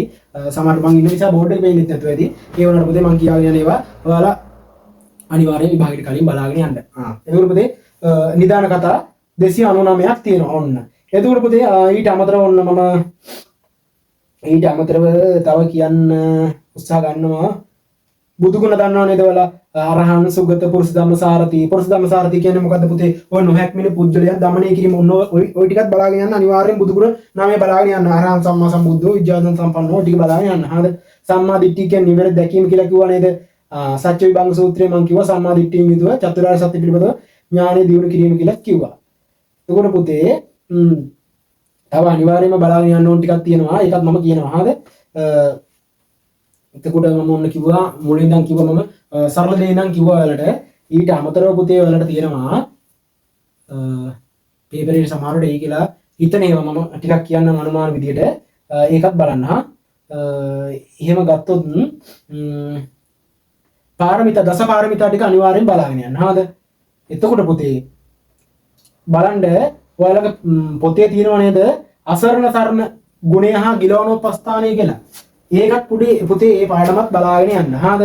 ඊළඟට ඒකේ තියෙනවා පුතේ ගිලවනෝපස්ථානය අන්න ඒවා කියන ඒවා එහෙම තියෙනවා සෑහෙන්න. ඒ නිසා ඒක බලාගෙන යන්න. හරිද? ඊළඟට පුතේ ඉන්න පුළුවන් අර ධම්මපදයේ තියෙනව නේද? සූකරාණි අසාදුනි අත්තනෝ අහිතානිත යන්වේ හිතංච සාදුංච තන් පරම දුක්ඛ අන්නෝයි කියන ඒවා. එතකොට තමාට අහිත වූ අයහපත් වූ දේ කිරීම ඉතා පහසුයි. යම් දෙයක් තමාට වැඩදායකද යහපතද පිණිසෝ පවතීද එවැනි දේ කිරීම ඉතා පහසුය. ඒ වගේම නතං කම්මං කතං සාදු යන් කତ୍වා ආනුතප්පති යස්ස අස්සු මුකෝරෝදං විපාකම් පටිසේවති. ඒ කියන්නේ මොකද? යම් කාර්යයක් කළ පසු ඒ කළ දේ ගැන සිතා පසු තැවෙයි නම් යම් කාර්යයක් දුක් විපාක ලැබේ නම් කඳුළු වැగిරෙන මොහොනින් යුතුව විදී නම් ඒ පාප කර්මය නොකරන ලද්දේ යහපති කියලා කියන ඔන්න ඔය ටික බලාගෙන යන්න. ඒ වගේම තංච කම්මං කතං සාදු යම් කତ୍වා නානුතප්පති යස්ස පතිතෝ සුමනෝ විපාකම් පටිතේවති. ඔන්න ඔය කියන ධම්පදයේ තියෙන කරුණු ටික බලය. යම් කාර්යයක් කොට සත්ව තෙමේ නොතැවේද යම් කාර්යයක ඉෂ්ට විපාක ප්‍රීති වේගයෙන් විනා ගියද සොදුරු සිතති අනුව කරේද එබඳු කුසල කර්ම මැනවි. ඒ වගේම පුතේ තව එකක් තියෙනවා. මම කියවනේ සස්ස නමස්කාර ක්‍රමයේ ශගාලෝවා සූත්‍රය ඉන්න පුළුවන් කියලා. ඒකත් පුතේ බලාගෙන යන්න සිගාලෝවා සූත්‍රය. සිංහාලෝවාද සූත්‍රයත් බලාගෙන යන්න. ඒකේ තියෙන පුතේ සදිසා නමස්කාරය සිංහල ගෘහපතියට දේශනා කරපු ඒ ටිකත් බලාගෙන යන්න. හරිද? අනිවාර්යෙන් යුතුයකම් ටික බලාගෙන යන්න. මේකයි කියලා කියන්න බෑ. ඒ වුණාට යුතුයකම් ටික බලාගෙන යන්න. මම කිව්වා දස රාජ ධර්ම කිව්වා නේද? දානය, ඒ කියන්නේ රටවැසියාට දන් දෙනවා, සීලය, පරිත්‍යාගය, ඍජු බව, මුදු බව, තපස්ස, අක්‍රෝධය, අවිස්සාව, ඒ වගේම ඉවසීම, අවිරෝධතාවය ඔන්න කියන දස රාජ ධර්ම කිව්වා. ඒ වගේම මම මීට පෙර කිව්වා කර්මයේ ප්‍රභේද. අනිවාර්යෙන් කර්මයේ ප්‍රභේද බලාගෙන යන්න. දිට්ඨ ධම්ම වේදනී, උපපජ්ජ වේදනී, අපරාපර වේදනී, අහෝසි, ගරුක, උප තම්බක, ඒ වගේම ජනක කර්ම, ඒ මොනවාද? කෘත්‍ය අනුව කර්ම. හරිද? කර්ම කියන පාඩම අනිවාර්යෙන් බලාගෙන යන්න. හරිද? ඊට අමතරව පුතේ ධර්ම සංගායනාව වලට එන්න ඉඩ තියෙනවා. ප්‍රථම ධර්ම සංගායනාව, තේවන ධර්ම සංගායනාව, ඒ වගේම සිව්වන සහ දෙවන ඔන්න කියන ධර්ම සංගායනාව ඉඳත් පුළුවන්. ප්‍රථම ධර්ම සංගායනාව කොහොමද? බුද්ධ පරිනිර්වාණය කියනකොට මාස 3ක් ගියාට පස්සේ පළවෙනි එක. වසර 100ක් ගියාට පස්සේ දෙවෙනි එක. ඊළඟට වසර 236ක් ගියාට පස්සේ තුන්වෙනි එක සහ ක්‍රිස්තු පූර්ව පළවෙනි සියවසේ තමයි පුතේ සිව්වන ධර්ම සංගායනාව කනිෂ්ක රජතුමා කරන්නේ. හරිද? ඒතකොට පුතේ ප්‍රධාන හේතුව තමයි පුතේ පළවෙනි එක තමයි සුබද්ද භික්ඛුවගේ අභද්‍ර වචනේ. දෙවෙනි එක තමයි පුතේ අර දසවස්තුක මිත්‍යා දෘෂ්ටිය වජ්ජි පුත්තක හාමුදුරුවෝ. ඒතකොට දුසිල් මහණුන් 60000ක් සසුනෙන් නිරපා හැරීමට තමයි පුතේ තුන්වෙනි එක කරේ. එතකොට පුතේ ත්‍රිපිටකධාරී භික්ෂූන් හා ධර්මදර විනයදර භික්ෂූන් අතර අවදානම කිරීම නිසා හතරවන ධර්ම සංගායනාව සිදු කරන්න උනා. එතකොට මූලිකත්වයේ ගත්තේ කවුද? මහා කාශ්‍යප මහ රහතන් වහන්සේ තමයි පළවෙනි එකේ. දෙවෙනි එකේ කවුද? සබ්බකාමී මහ රහතන් වහන්සේ. තුන්වෙනි එකේ කවුද? මොග්ගලීපුත්ත මහ රහතන් වහන්සේ. හතරවෙනි එකේ පුතේ මට හරියට මතක නැහැ. එතකොට පුතේ දායකත්වයේ ගන්නේ පළවෙනි එකේ නම් අජාසත් රජතුමා, කාලාශෝක රජතුමා, තුන්වෙනි එතකොට ධර්මාශෝක රජතුමා, ඊළඟට හතරවෙනි එක ලංකාවේ ගැන මම කියන්නේ ප්‍රාදේශික නායකයෙකු තමයි අරන් තියෙන්නේ. ස්ථානය තමයි පුතේ පළවෙනි රජගහනුවර වේබාර පර්වතයේ සත්වපර්ණී ගුහාද්වාරය. දෙවෙනි එක තමයි පුතේ විශාල මහනුවර වාලුකාරාමය. තුන්වෙනි එක තමයි පුතේ පැල්ලුම් නුවර වාලුකාරාමය. ඒ පැල්ලුම් නුවර අශෝකාරාමය. එතකොට හතරවෙනි එක සිදු කරන්නේ මාතලේ අලු විහාරය තමයි ත්‍රිපිටක ග්‍රන්ථාරූඪ කිරීම ශ්‍රී ලංකාවේ තමයි ඒක සිදු කරන්නේ පුතේ. ගතු කාලින පළවෙනි එකට මාස 7යි. ඒකට අපි සප්ත සත්කා කියනවා. එතකොට පුතේ දෙවෙනි එකට මාස 8යි. තුන්වෙනි එකට මාස 9ක් ගිහින් තියෙනවා. සහභාගී වූ භික්ෂු පිරිස පුතේ පළවෙනි එකට 500ක් රහතන් වහන්සේලා, ඒ වගේම දෙවෙනි එකට 700ක්, තුන්වෙනි එකට 1000ක් පමණ සහභාගී වෙලා තියෙනවා. ඒ වගේම හතරවෙනි එකට 500ක් පමණ සහභාගී වෙලා තියෙනවා. එතකොට වෙනත් නම් විදිහට ගන්න පුළුවන්. පළවෙනි එකට පුතේ අපි කියනවා පංච සතිකා කියලා කියනවා. දෙවෙනි එකට සත්ත සතිකා කියලා කියනවා. තුන්වෙනි එකට සහස්ස සතිකා කියලා කියනවා. එතකොට පුතේ හතරවෙනි එක කියනවා පුස්තකාරූඪ සංගීතය කියලා කියනවා. ප්‍රතිඵල ගත්තොත් පුතේ අනිවාර්යෙන් මේ ධර්ම සංගායනා ගැන නම් බලාගෙන යන්න ඕනේ. එතකොට පුතේ ප්‍රතිඵල ගත්තොත් පුතේ පළවෙනි එකෙන් පුතේ විසිලී පැති ධර්මයේ පුතේ ඒක රාශී කරනවා. ඒ වගේම ධර්මදර විනයදර භික්ෂුන් අතර බාණක පරපුරට පවරනවා. වල මතකද දීඝනිකාය, මජ්ක්‍ධිම නිකාය එන්න එහෙම කියලා පවරනවා. ඊට පස්සේ පුතේ ධර්මයේ විනය කොටස් දෙකකට බෙදන්නේ මේ පළවෙනි එකෙන්. හරිද? ඔන්න දෙවෙනි එකෙන් කරන්නේ දස වස්තුක මිත්‍යා දෘෂ්ටි ප්‍රතික්ෂේප කරනවා පළවෙනි එක. ඊට පස්සේ ශික්ෂා ලිහිල් නොකර ඉදිරියට පවත්වාගෙන යාමට කටයුතු කරනවා. ඒ වගේම 18 නිකායක් බිහි වෙනවා. වලට මතක ඇති. එතකොට පුතේ තුන්වෙනි එකෙන් දුසිල් මහණුන් 60000ක් සසුනින් නිරපා හැරෙනවා. විදේශීය ධර්ම, ඒ කියන්නේ රටවල් 9කට ධර්මයේ ප්‍රචාරය හැරෙනවානේ. කාශ්මීරයට මජ්ජන්තික වීම, ආසීසෝපම සූත්‍රය, මහිස මණ්ඩලයට මහා දේව වීම, අනමතග්ග සූත්‍රය වගේ මට මතක. ඔන්න ඔය විදිහට රටවල් 9කට ධර්මයේ ප්‍රචාරය කරනවා. ලංකාවටත් කවුද එන්නේ?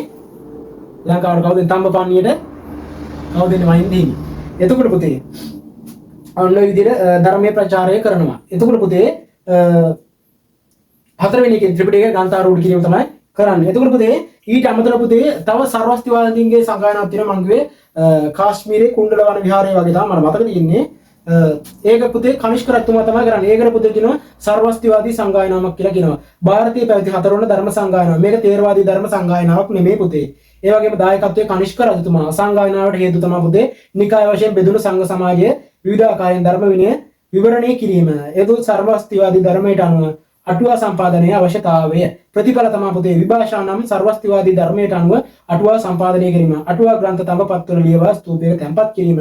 පාලියෙන් පැවති ත්‍රිපිටක ධර්මය සංස්කෘත භාෂාවට පරිවර්තනය කිරීම. ඒ වගේම පුතේ මහායාන සම්ප්‍රදාය ආරම්භ වෙන්නේ මේ හතරවන ධර්ම සංගායනාවෙන් කාශ්මීරයේ තිබ්බ. ඒ වගේම පුතේ මධ්‍යම ආසියාවේ මහායාන ධර්මයේ ප්‍රචාරය කරනවා. ඒ වගේ මූලිකත්වය ගන්න පුතේ පාර්ශව කියන තෙරුන් සර්වස්තිවාදී භික්ෂූන් 500ක් පුතේ මේකට සම්බන්ධ වෙනවා. එතකොට පුතේ තේරවාදී බෞද්ධ සම්ප්‍රදායට අයත් පුතේ 5 වනයි 6 වනයි සංගායනා මියන්මාරයේ කියන්නේ මොකද්ද පුතේ? වර්තමාන බුරුමේ කියන රාජ්‍යය තමයි පුතේ පැවැත්වලා තියෙන්නේ. ඊළඟට පුතේ මම ඔයාලට තව එකක් එන්න පුළුවන්. කලා ශිල්ප පැත්තෙන් එන්න පුළුවන් පුතේ තව එකක්. හාද ඔන්න මම දැන් කිව්වා සිගාලෝවාද සූත්‍රය කිව්වා ඔය කර්මය ගැන කර්මීය ප්‍රභේද පැත්තෙන් එන්න පුළුවන්. ඊට අමතරව සූත්‍ර සිගාලෝවාද සූත්‍රය ඔන්න කියන සූත්‍ර වලින් එන්න පුළුවන්. ගණේ පිළිබඳව එන්න පුළුවන්. ඊළඟට මම කිව්වා ස්තූපය කලා ශිල්ප පැත්තෙන් එන්න පුළුවන්. හා ඔය ස්තූප පැත්තෙන් එන්න පුළුවන්. ස්තූප පුතේ ස්තූප ගත්තොත් වර්ග කීයද? ස්තූප වර්ග 6යි. මොනවාද? ධාන්‍යාකාර, අම්ලාකාර, ඝණ්ඨාකාර, ඝටාකාර, පද්මාකාර, බුබ්බුලාකාර ඔන්න කියන ඒවා තමයි ස්තූප වර්ග 6ක්. එතකොට පුතේ ඒවත් අනිවාර්යෙන් බලාගෙන යන්න. ඒවා අනිවාර්යෙන් බලාගෙන යන්න. මෙහෙම ගත්තොත් පුතේ මෙහෙම ගත්තොත් ස්තූපය මෙතන තියෙනවා පුතේ මොනවාද? තුන් මහල් පේසාව. මේකට කියනවා පුතේ ගර්භය. එතකොට පුතේ මෙහෙම ඉස්සෙල්ලා පළවෙනි කොටසක් තියෙනවා. මේකට හතරස් කොටුව. ඊළඟට මෙහෙම තියෙනවා කොටුව. ඒකට මොකද්ද කියන්නේ පුතේ? දේවතා කොටුව. ඊට පස්සේ පුතේ මෙහෙම තියෙනවා. හාද මේකට මෙන්න මෙතන ඉඳන් මෙතන තියෙනවා කොත් කැරල්ල. කොත් කැරල්ල මේකට කියනවා පුතේ කොත. මේ උඩ තියෙනවා පුතේ මේකට අපි කියනවා චූඩාමාණික්කේ හේවා සිළුමිණ. අපි මෙන්න මෙතනට කියනවා පාදනම නැත්තම් පාදම. ඔන්න බලන්න චෛත්‍ය කොටස් නම් කරන්න සමහරව එන්නත් පුළුවන්. චෛත්‍ය පිළිබඳව ප්‍රශ්නයක් එන්නත් පුළුවන්. ඒ වගේම පුතේ ඔයාලා ස්තූපයක අංග පිළිබඳවත් අවධානයෙන් යන්න ඕන. දැන් මම කෙටියෙන්ම ඔන්න පැහැදිලි කරලා මේ විදිහට ලියලා පෙන්නුවා. හරිද? ඊට අමතරව පුතේ ඔයාලා චේතිකරය කියන්නේ මොකද්ද? චේතිකරය තූපකරය කියන්නේ ඔකට වටදාගය කියලා ඒ කියන්නේ පුතේ කුඩා ස්තූප වලට පුතේ ගෘහයක් සහිත පියක්ෂ සහිත ඉදිරි කරපු ගෘහය තමයි පුතේ චේතිකරය හෙවත් තූපකරය කියලා කියන්නේ. ඒක පුතේ ලංකාවේ තියෙනවා පුතේ මැදිරිගිරි වටදාගය පොළොන්නරුව ඔන්න කියන ආශ්‍රිතව තියෙනවා වටදාගය. වාහකට කියන්නේ මොකද්ද පුතේ? මෙන්න මේ චෛත්‍ය මේම කරලා වටේට ඉදි කරලා පුතේ මෙන්න මෙහෙම දොරටුවක් දාලා මෙන්න මෙහෙම කැටයන් දාලා ලස්සනට හදන එක මොකද්ද? ඒකට වාහක කියලා කියනවා. එතකොට පුතේ ලස්සන වාහකට තියෙන්නේ කොහෙද? මිහින්තලේ කණ්ඨක චේතිය වාහකට තමයි තියෙන්නේ. බෝධිගරය. බෝධිගරය කියන්නේ මොකද්ද පුතේ? බෝධීන් වහන්සේ උදෙසා ඉදි කරපු පියස්සක් සහිත ගෘහය තමයි පුතේ බෝධිගරය කියන්නේ. මොකද එතකොට බෝධිගරයක් තියෙන්නේ කොහෙද? ලංකාවේ හොඳම එක කුරුණෑගල නිල්ලක්ගම කියන බෝධිගරය තමයි පුතේ හොඳම බෝධිගරය විදිහට තියෙන්නේ. සඳකඩ පහන්න පුතේ එන්න පුදුවන්. හරිද? සඳකඩ පහන්න කියනවා පුතේ අඩ සඳ පාසාන කියලා කියනවා. ඔබ පූජාවලිය කියලා අඩ සඳ පහන පූජාවලිය කියන ග්‍රන්ථය අඩ සඳ පහන කියලා කියනවා. එතකොට පුතේ ලංකාවේ තියෙන හොඳම සඳකඩ පහන එන්නේ කොහෙද? අනුරාධපුර යුගයේ බිසෝ මාලිය අසල තියෙන සඳකඩ පහන තමයි එන්නේ. එතකොට පුතේ කොරවක් ගල පිළිබඳව ඔයාලා දැනගෙන යන්න. පියකට පෙළ දැනගෙන යන්න. හංසපන්ති ඔන්න ඔය කියන ඒවා ඔයාලා පුතේ දැනගෙන යන්න. ඊට අමතරව මම දැන් මෙතන මේකට කියන වාහකකට චෛත්‍යක අංග අනිවාර්යයෙන්ම දැනගෙන යන්න පේපරේට යනකොට. හරිද? ඕක ආවට පස්සේ මේ හරි ලේසි ප්‍රශ්නයක් පස්සේ වෙන්න එපා. හරිද? කලා ශිල්ප පැත්තෙන් එන්න පුළුවන්. ඊළඟට පුතේ අනගාരിക ධර්මපාලතුමා ගැනත් ඔයාලා පොඩ්ඩක් අවධානයෙන් යන්න. මෙයා ඉපදුනේ කොහෙද? එතකොට මෙයාගේ උපත කොහමද? මව කවුද? පියා කවුද? එයා අධ්‍යාපනය ලැබුවේ කොහමද? ඔන්න වගේ කියන කරුණු ටිකක් දැනගෙන යන්න. අනගාരിക ධර්මපාලතුමා පිළිබඳව දැනගෙන යන්න. ඊළඟට පුතේ ආදර්ශමත් චරිත විදිහට එන්න පුළුවන් වලට වැලිවිට අසරණ සරණංකර හිමි.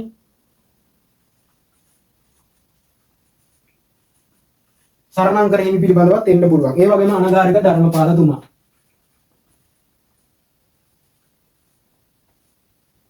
අනගාരിക ධර්මපාලතුමා පිළිබඳවත් එන්න පුළුවන්. වැලිවිට සරණ අසරණ යා පිළිබඳවත් එන්න පුළුවන්. ඒ වගේම පුතේ ආයි වලට එන්න පුළුවන්. මෙයාගේ පුතේ වෙනත් මේ ශාසනික සේවකයන් එන්න පුළුවන්. සරණංකර හිමියන්. හරිද? ආදර්ශමත් චරිත පිළිබඳවත් ඔයාලා බලාගෙන යන්න. හරිද? එතකොට පුතේ ඔන්න මේ පාර පුතේ පාරමිතා පිළිබඳව බලාගෙන යන්න. දස පාරමිතා පිළිබඳව බලාගෙන යන්න. හරිද? ඕන මම කිව්වා කලා ශිල්ප පැත්තෙන් එන්න පුළුවන් කියලා කිව්වා. කර්මීය ප්‍රභේද පැත්තෙන් එන්න පුළුවන් කිව්වා. සිංහලෝවාද සූත්‍රය පැත්තෙන් එන්න පුළුවන් කිව්වා. මේ ස්තූපක අංග පිළිබඳව එන්න පුළුවන් කිව්වා.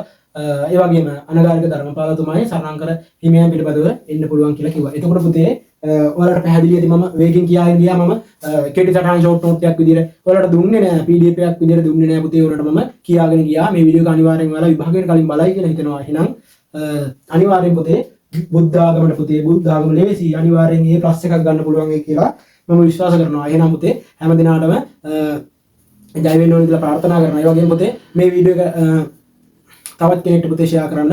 මොකද අනිවාර්යයෙන්ම ඔයාලා C මට්ටමක ඉන්නවා නම් ඒක B එකක් ඒ වගේම A එකක් බවට පරිවර්තනය කරගන්න පුළුවන්. ඒ වගේම S මට්ටමක ඉන්නවා නම් ඔයාලා වැටුඩ වගේ ඉන්නවා නම් අනිවාර්යයෙන්ම මේ වීඩියෝ එක බලුවා නම් ඔයාලට ඒක අනිවාර්යෙන් C එකක් B එකක් බවට පරිවර්තනය කරගන්න පුළුවන් කියලා මම විශ්වාස කරනවා. එහෙනම් හැමදෙනාම පාඩම් කරන්න අනිවාර්යෙන් ඉස්සරහින් බුද්ධ ආගම පේපර් එක නම් අනිවාර්යෙන් හොඳට ලියන්න. ඒ වගේම සාමාන්‍ය පෙළ A9ක්ම ගන්න කියලා ඒ ප්‍රශ්න 9ක් ගන්න කියලා මම ප්‍රාර්ථනා කරා. එහෙනම් හැමදෙනාටම ජය වේවා.